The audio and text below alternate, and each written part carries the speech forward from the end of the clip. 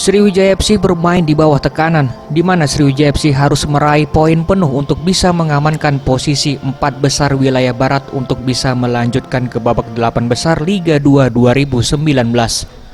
Berbeda dengan lawannya yang bermain dengan lepas karena sudah dipastikan terdegradasi ke Liga Nasional. Gol Sriwijaya FC dicetak oleh Ahmad Ihwan di menit ke-12 babak pertama dan Yohanes Nabar pada menit ke-46 babak kedua. Sedangkan satu gol balasan dari tim tamu dicetak oleh Wildan pada menit ke-66. Kashar tadi, pelatih Sriwijaya FC yang ditemui usai pertandingan mengatakan bahwa dirinya menginstruksikan kepada pemainnya agar bisa mencetak gol dan memenangkan pertandingan.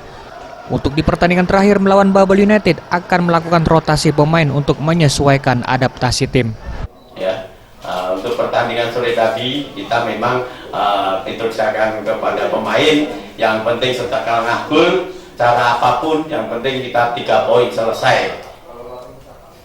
Yang pasti saya melihat di transisi utama, transisi yang paling utama. Jadi terus harus konsentrasi lebih.